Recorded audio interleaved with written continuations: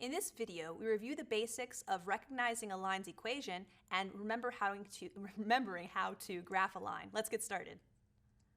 So suppose we have 2 points, x1, y1, and x2, y2. Remember that the slope between those 2 points is a measure of steepness. So if your slope is positive, it's a line, or it's a line or a rate of change, which is going to be increasing from left to right. So a slope which is positive would be a line looking something like this. So m would be positive, and a slope which is negative would be a line that is falling from left to right. M would be negative. On the other hand, if you had a line which was completely horizontal, we'll talk more about that at the end of the video, what would the slope have been? Think about a treadmill. If you have no elevation, or if you live in Florida like we do, what would your slope be, your steepness be? Intrinsically, or intuitively rather, you would think it would be 0, wouldn't it? And we're going to see why that is when you actually use the formula. And finally, if you had a vertical line, what would you put your elevation or your incline in if you wanted to go straight up on a treadmill? It wouldn't make sense unless you have like a rocket packet or you're doing a Stairmaster or something. That wouldn't make sense. We'd say that in that case, our slope is undefined. And we'll see how that works with our formula because you'll end up getting 0 in the denominator. Okay, so let's take a look at that formula again. Rise over run, so it's the rate of change in elevation over the rate of change on the horizontal. Another way of saying that with Greek letters is delta. Delta means change in, whether it's a science or a math context. Delta y over delta x means the change in your y, the change in your elevation, over the change in your horizontal distance, change in x. Another way of putting it, again, is y2 minus y1. So if you have 2 y values, you simply subtract them. If you have 2 x values, you subtract them. Now what is important is that you keep your first point, and your second point, and you don't mix and match. Let me show you what I mean. So suppose we have these 2 points, and again, to visualize what's going on here, think about your x and y axis. Point number 1 has coordinates of 1 and -3. Remember, x is your first coordinate, so x1 is 1 and y1 is -3. So in order to plot that point, you go 1 to the right and you go down 3 from the origin. So there is point 1. That is x1, y1. And then you have another point. And let's go ahead and just demonstrate where that would be quickly. We would notice again we have 4, -6, so x2 would be 4 and y2 is -6. So let's see what that looks like. 4 to the right and 6 below. So we already went 3 below, 4, 5, 6. Oops, I'm going to have to write over myself, so let me erase that label for a moment. Poor planning on my part. Here we go. So let's go back to our color for our second point. Here we go. This would be point 2. Now, if you were to connect a line through these 2 points, would your slope be negative or positive based on our discussion above? It would be negative, right? So if I was connecting a line poorly through those 2 points, pretend it was straight, what kind of slope would this be? Well, the slope should be negative. It should be negative something. But in order to calculate the exact slope, you could look at the graph. You went down a certain number of units, and you went right a certain number of units to get from the first point here to the second point there, right? So what is your change in elevation, if you will? How many units did I go down? Well, if I started at an elevation of -3, and I stopped at an elevation of -6, how many units are they apart? They're 3 apart, aren't they? So we would say that our rise, if you will, is 3. But it went down from this perspective, so we would say -3. And our run, if you will, would be our horizontal change. If you look at your first x value of 1, which is located there, and our second x value of 4, which is there, 1 and 4 are how far apart? Also 3. Okay? So if I have gone down, that's going to be considered negative. And if I've gone right, that's going to be considered positive. If I had gone left, it would have been considered negative. So we would say our rise over our run is -3 over 3. So just approaching it from a visual perspective, we would say that our slope, if we reduce those numbers, dividing both by 3, is -1 over 1. What this means is to get from one point to the next on this line, and it's a line because its rate of change is constantly doing the same thing. It's a constant rate of change. You can go down 3 units and right 3 units, down 3 units and right 3 units. But another way of interpreting that by dividing by the common number of 3 is I could go down 1 unit and right 1 unit. Wouldn't that work? Let's see it. Go down 1 unit and right 1 unit. Yep, you're on the line still, aren't you? So that is the same thing. And when I write that as a single number, it's just -1. So I would say that my slope is -1 by just understanding the graph. And so that's critical that you understand what slope means. Now, if you just wanted to use a formula, let's see how it works. To use the formula here, you would have done y2 minus y1, which is -6. I use parentheses very often to keep things organized, minus the other one, which is -3. If you're thinking, wait a second, I thought a negative in front of a negative is a positive, you are correct. That is exactly what's going to happen. Continuing, we do our change in the horizon at the bottom, our horizontal distance. And so we would take x2, which was 4, minus our first x value, x1, which was 1. And we can see that we're getting the same numbers as our visual representation of slope, rise over run, because -6 plus, a double negative is a positive, plus 3 is in fact -3, and 4 minus 1 is in fact 3. And so yes, the slope is in fact -1. Notice what would have happened if these 2 points had been on the same horizontal line. What would have been the same? Their y values, right? And if their y values were the same, wouldn't they have canceled out? And if they cancel out, what does that give you in the numerator? 0, which is why you get a slope of 0 for a horizontal line. What if they had been a vertical line, these points? They'd been stacked on top of each other.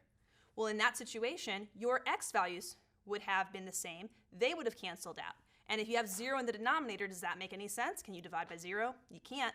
That's why vertical lines will always have an undefined slope. Okay, so we've gone overview of slope. Let's see if you can apply the formula or the picture to understand slope in the next example. It says find the slope between these points, -5, -2, and 7, -6. Some of you already are a pro at this skill. Feel free to fast forward through the video. There's much more content you might need to practice with. But if you think you might need practice, go ahead and pause the video and try it yourself. Okay, when you did this, you would have subtracted y2, which is 7, minus y1, which is -2, over x2, which is, I said 7. Oh my, I made a classic error. This is good, this is good. Take a look at what it should have been here. Did you see what I did? Yeah, I put in my x2. You might have done that too, so haha. It's a good thing that we learned this now instead of our test. So this is going to be a -6, y2 minus y1 over x2, which is 7, minus x1, which is -5. Okay, check yourself. Make sure you have the y's first, the x is second. -6 minus -2, 7 minus -5. I think I got it this time. All right. Now a double negative becomes a positive, so did you write -6 plus 2? And then a double negative again becomes a positive, so 7 plus 5. In other words, we're getting -6 plus 2 is -4, and we're getting 7 plus 5, which is 12. So what does that reduce to? While you're going down 4 and right 12 each time, another way of saying the same thing on a smaller scale would be what happens when you divide both of them by their common factor of 4. That would mean I'd have -1 over +3. Fractions are typically written as a positive or a negative result. So when you have a negative divided by a positive, the result is -1/3. So you do want to put your sign in the front. If this had been a negative over a negative, it would have been a positive result on the other hand. All right. So we notice here our slope is negative. What kind of line would this be, just intuitively? Would this line be falling from left to right, increasing from left to right, or would it be horizontal or vertical? It would be falling. It should do something like this. If you're wondering where exactly to put that line on the graph, we're going to need to talk about the equation of a line, and that's what we do in our next couple slides. Let's clear that page and move on. Here we go.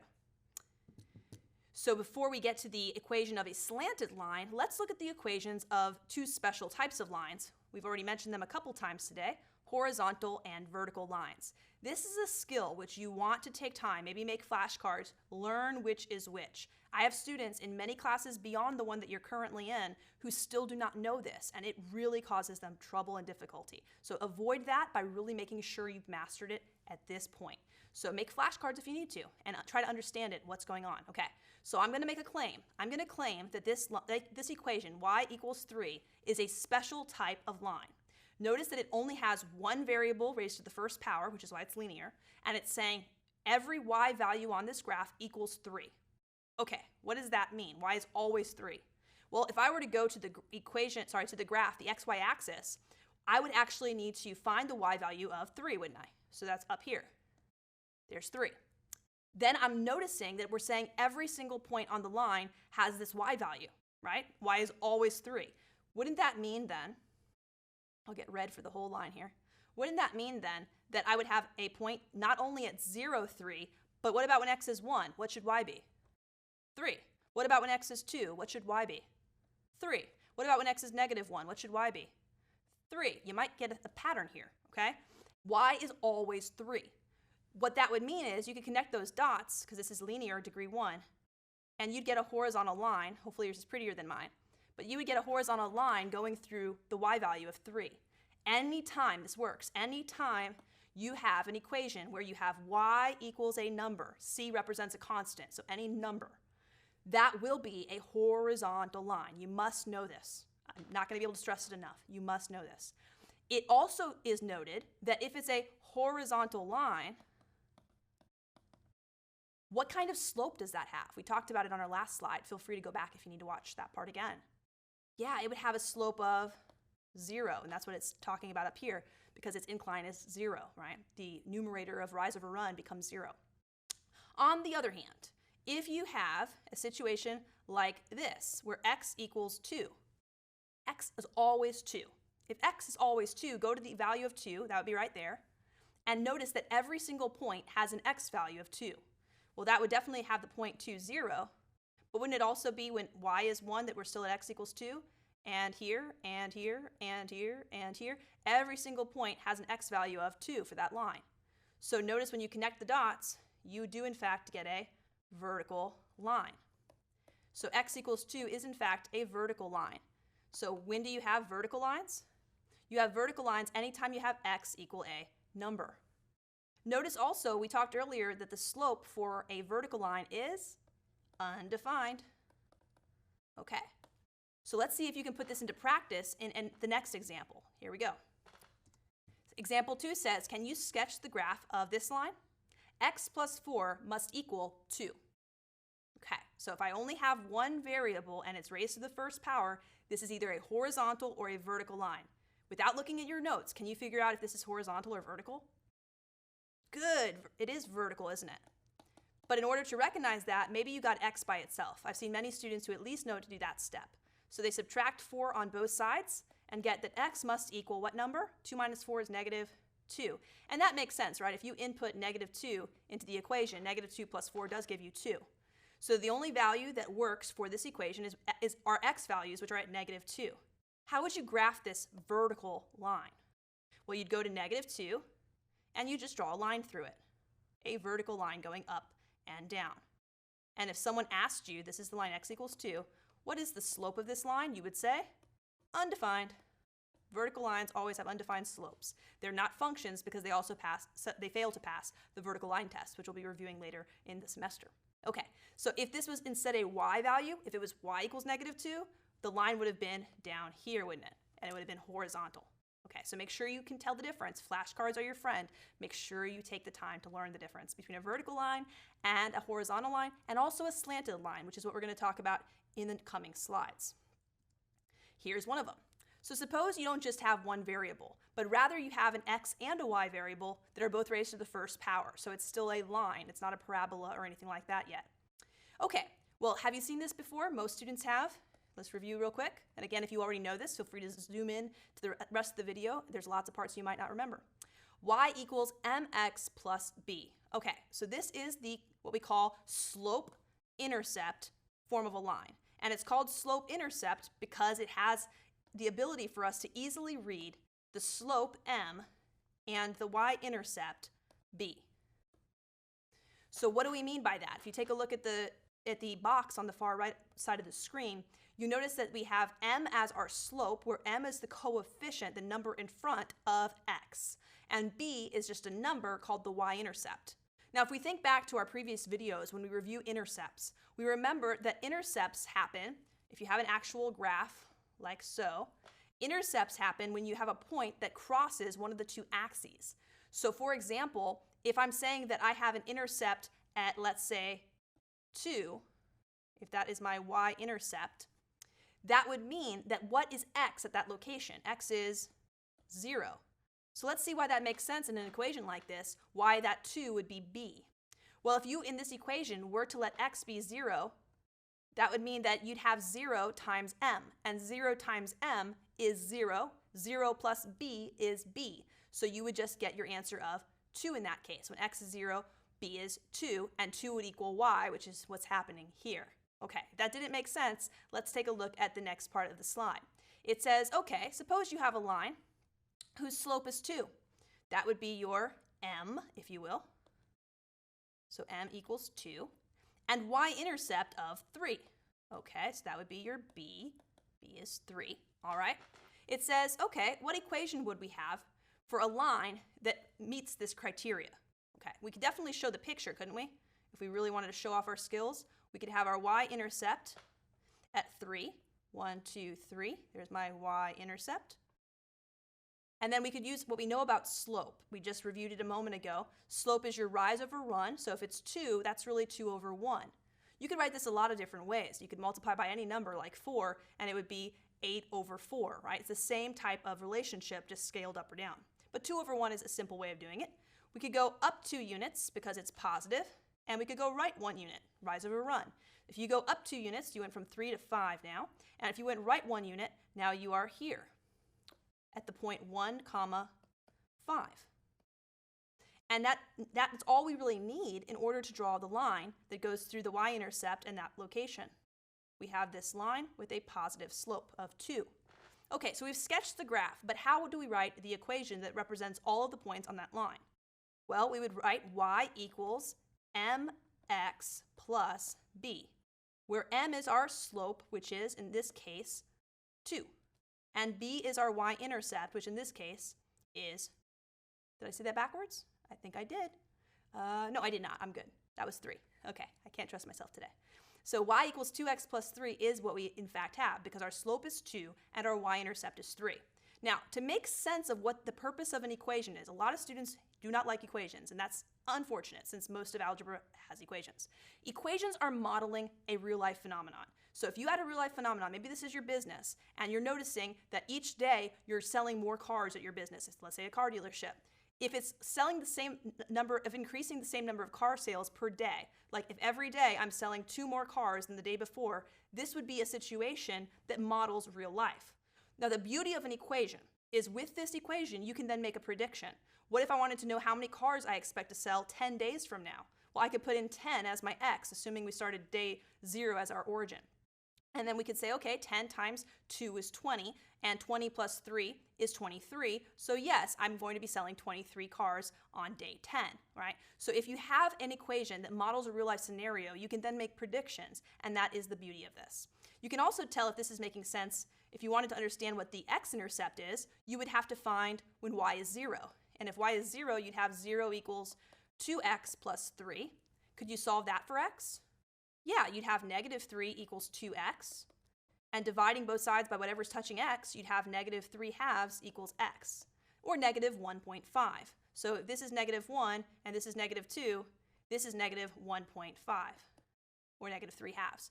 So you can use the equation to answer any question about a point on that trajectory. Okay, so that would be the equation of this line in what we call slope-intercept form. Let's have you play with it in the next example.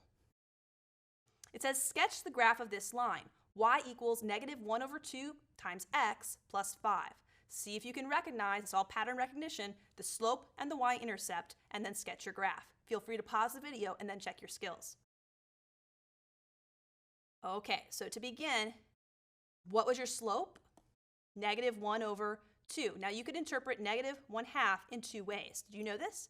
You could write it as negative 1 over positive 2, which would mean from my rise I go down 1 and right 2. Or you could interpret a negative fraction as a positive over a negative, positive 1 over negative 2, which would go up 1 and then left 2. But where do we begin? You need a point to ground yourself to, like day 1, if you will, day 0, if you will. So we need to say our y-intercept is our starting point. So we start at our y-intercept. This is where we begin, where b is the constant in the equation y equals mx plus b. If b is positive 5, I could begin at the point 0, 5. So 1, 2, 3, 4, 5 is where I would begin to ground my equation. So I have to go through that point to be on this line. Okay, if that's true, now to get another point on the line, I'm going to use my slope. Hopefully this is what you did as well. Now keep in mind what you expect to happen. Your slope is negative, so do you expect a line to fall from left to right or to increase from left to right? It's negative, so you're going to expect it to fall from left to right. Let's see if that happens if we apply our slope correctly. If I use the first interpretation of slope, of going down 1 and then right 2 from our y-intercept origin point, down 1 and right 2 would land me here at this location, which appears to be when x is 2 and when y is 4. So 2, 4 would be a point on the line. That's technically all you need for a line, 2 points. If it was a curve, you would need more than 2 points. But just to verify, let's check the other direction. Would it still be the same line? If I had gone from the y-intercept of 5 up 1 unit and left 2 units. Well, that would have been the location where x is negative 2 and the y value is now 6. Okay, if you draw a line through each of those 3 points, are they all on the same line? Let's take a look. Appears like it is. Oh, yep, they appear to be on the same line. Maybe you could tell that before drawing it. Notice also that we are planning to have a x-intercept. So if you really are clever here and you want to practice to get a better sketch, how do you find x-intercepts? That's right, you let y equal 0, because to be on the x-axis, your y elevation is 0. So let's do that real quick. If you let y equal 0, you'd get 0 equals negative 1 over 2x plus 5.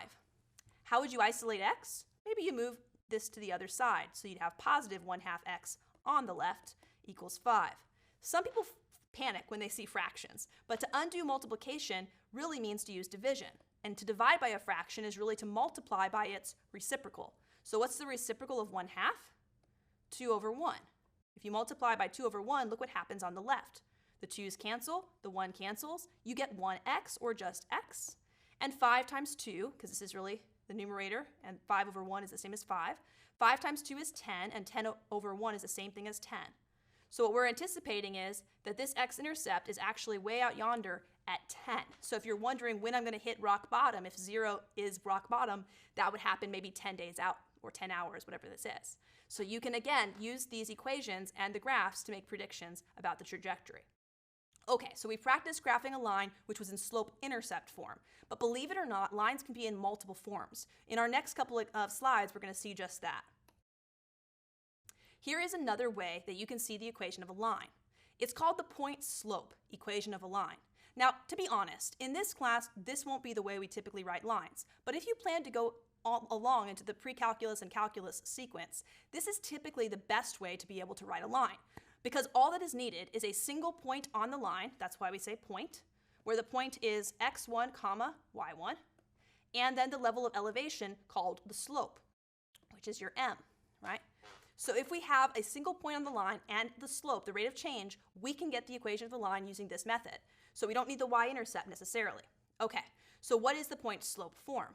Here it is. Feel free to write it down in your notes next to the slope-intercept form and memorize both of them. Maybe get some flashcards going. There's a great website that has pre-made flashcards for almost any subject that you ever study. It's called Quizlet.com, so if you haven't tried it, go there, and there's already a lot of them that are pre-done. But making your own could also be beneficial to you if you're a very kinesthetic learner and you like to write things to learn.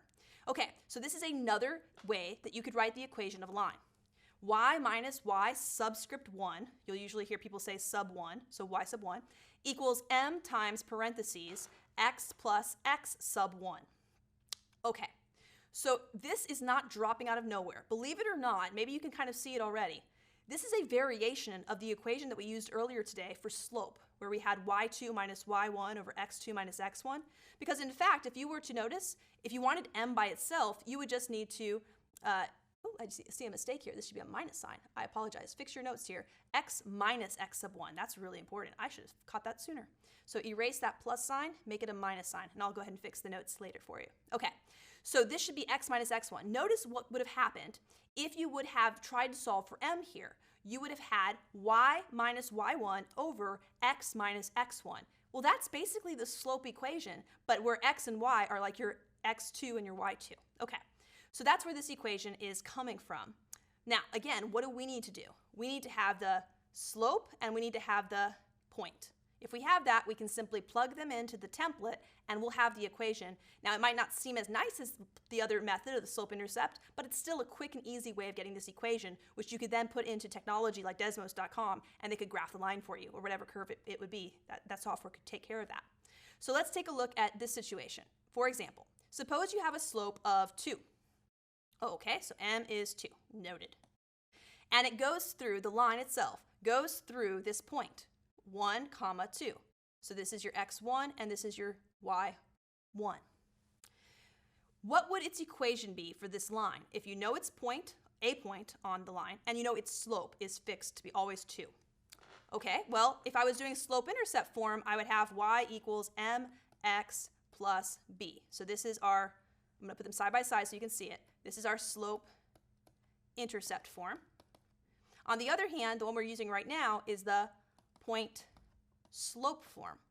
And for point-slope, again, it's y minus y1 equals m times x, and this was an important change to the notes, so if you have the old version, it's x minus x1. That was a bad typo. Okay, so here are our two versions of writing the line. Since we have a point and we have the slope, this is clearly the one that makes the most sense to use if you have the point and the slope. So this would become y minus something equals your m, which we are going to plug in, times parentheses x minus something. So the things that we have x1 and y1, and we have the slope. Let's plug in what we have then. The slope is given to us as 2, so that goes right there. But the x1 and the y1 are given to us as 1 and 2. So the equation in point-slope form would be y minus 2 equals 2 parentheses x minus 1. And that is a minus, not a plus. For the third time, I apologize for that typo. All right. At this point, you've answered the question. That is the equation of the line in point-slope form. But if you were interested in rewriting it in the way that's easiest for graphing the line, that would be the slope-intercept form. So to go from point-slope to slope-intercept, all we need to do is get y nicely by itself. Let's do that. How do we get rid of the negative 2? We'd add it to both sides. Good job. We'd get y equals 2 parentheses x minus 1. We'll deal with that in a moment, unless you've already decided to. And then we added the 2 to that side of the equation. So we moved this over. What that leaves us with is a little bit of distributing and combining of like terms so that we get the right template here. Y would equal 2x, watch your distribution, 2x minus what? Not 1, it's minus 2. So 2x, oh, I forgot my x, goodness.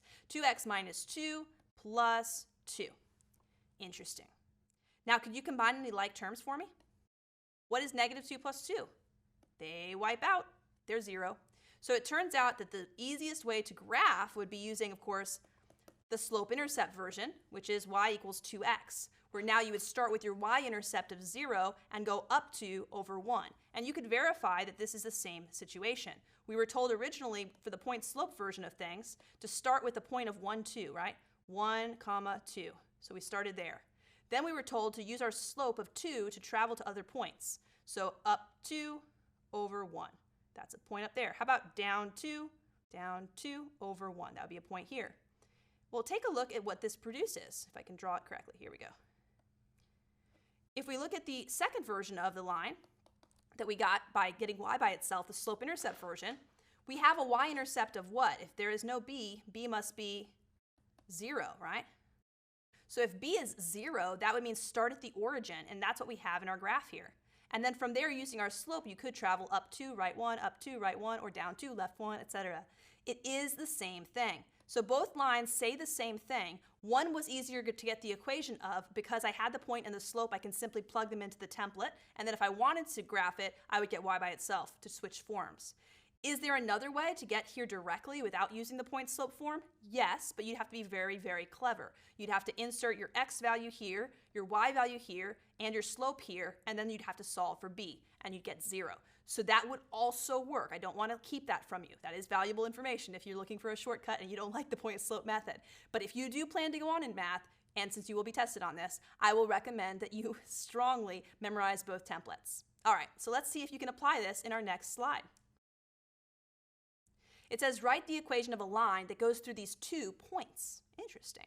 The first point is 1, negative 3, and the second point is 4, negative 6. So go ahead and maybe draw a picture, try it on your own, and see how you do, and then come back and check with me. All right, so if I drew a little picture just to get a sketch of what's going on here, I have a point at 1 to the right, down 3 units, so that's maybe this location, and 4 to the right, down 6 units, so 3 more. Okay, I think I got it. That's there.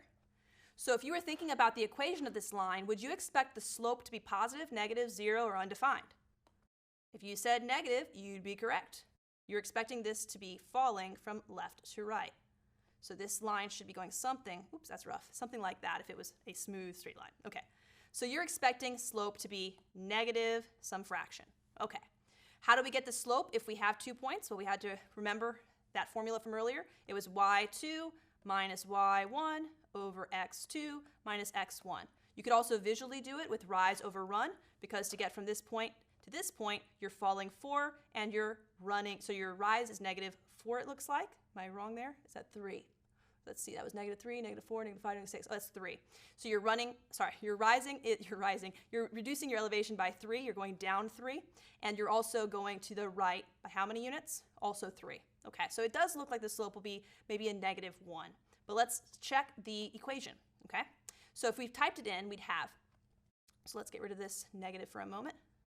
We expect it to be negative, but the equation itself did not have a negative in front. We would expect to have y2 minus y1, negative 6 minus negative 3.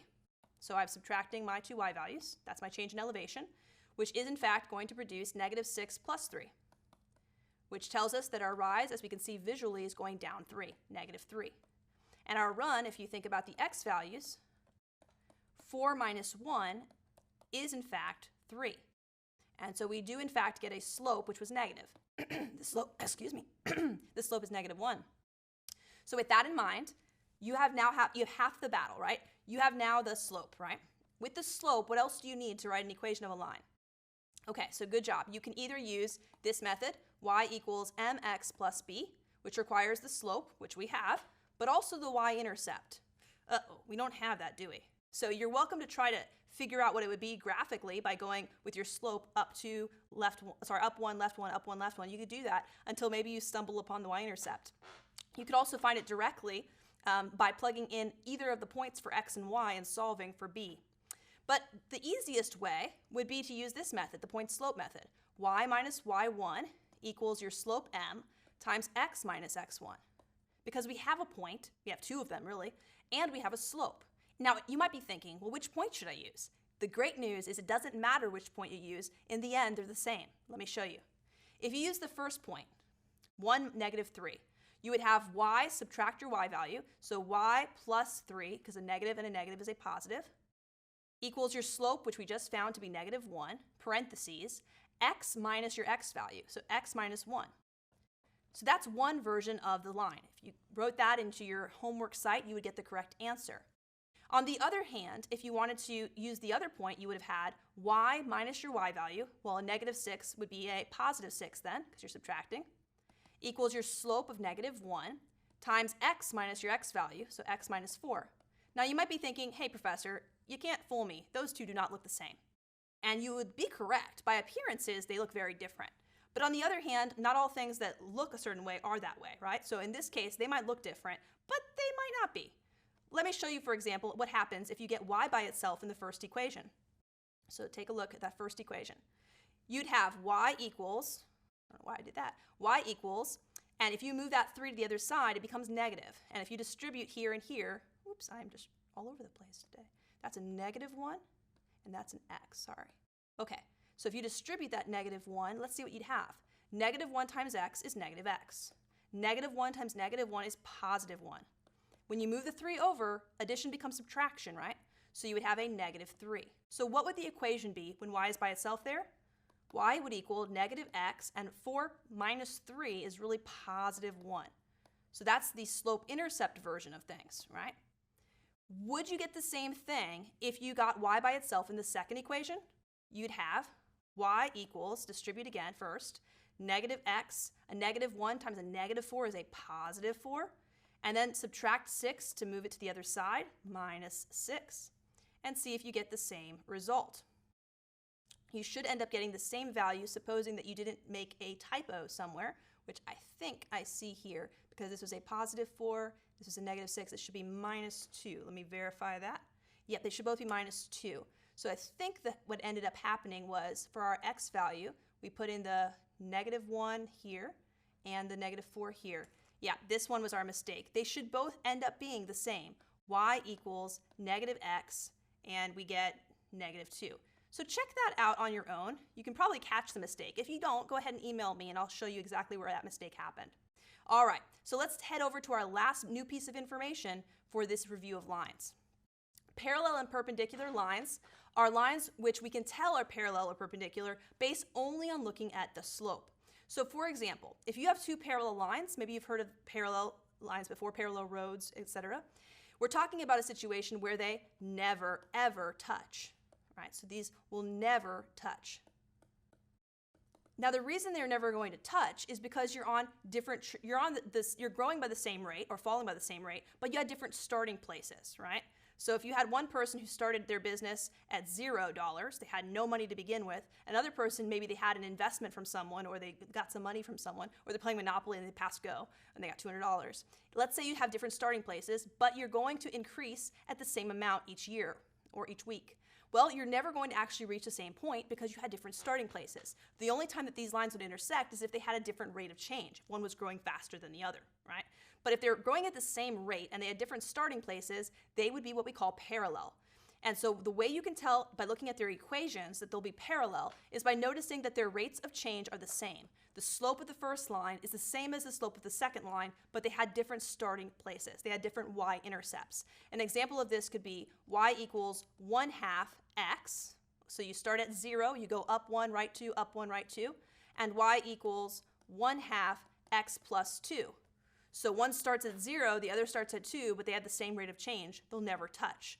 So as soon as you can recognize that they have the same exact slopes, same slope, but they have different y-intercepts, 0 and 2, they must be parallel lines. They're never going to touch.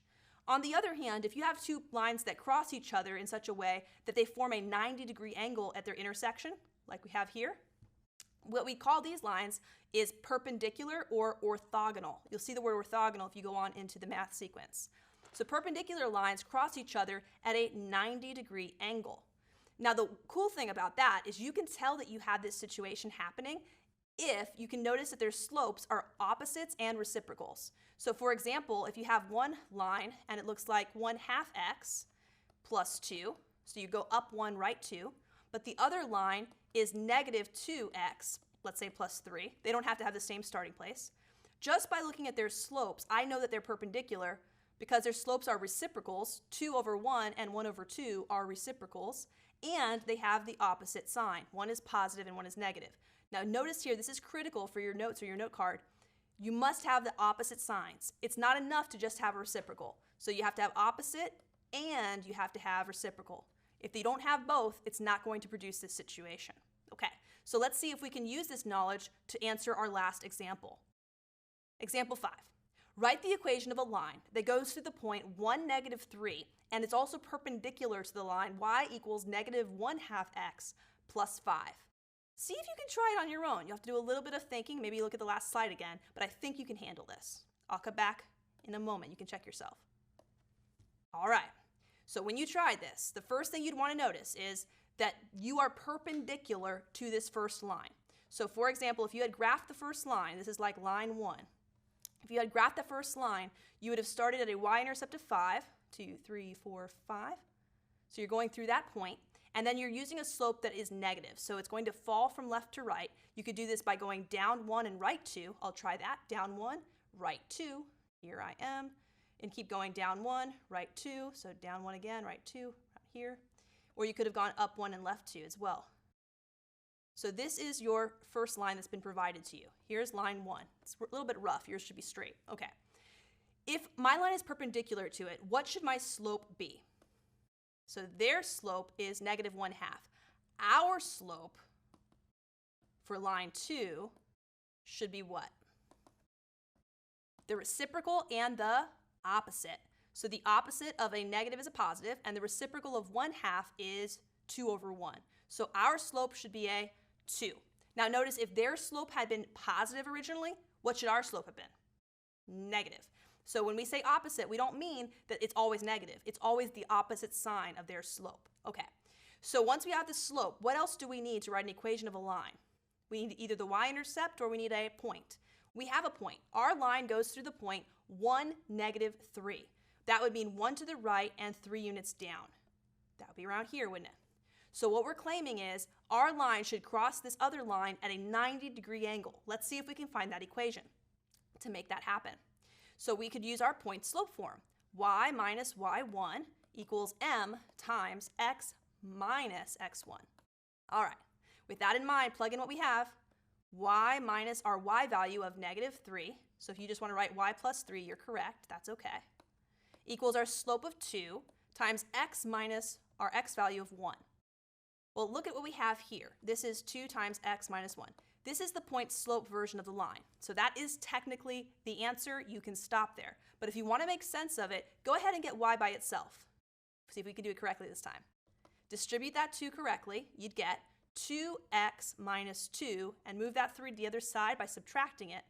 You'd have a -3 there. In other words, y equals 2x minus 5. We're claiming this line should be perpendicular to the other line that was given to you. So this is our line 2. Let's see if this makes sense. If we looked at the point 1, -3, is that even on here? If you put a 1 here, does it give you an output of -3? Let's see if that makes sense. What is 2 times 1? 2. And 2 minus 5? It is -3. So this point is in fact on our line. That's good news. Let's check the graph. We would have started at a y-intercept of -5, so 4, 5 down here. And then we would have traveled with a slope of 2, up 2 over 1. There I am. Let's keep going. Up 2 over 1. Something like this, up 2 over 1. Eventually, these things are going to cross each other. And if you had graph paper and rulers, this would be so much cooler.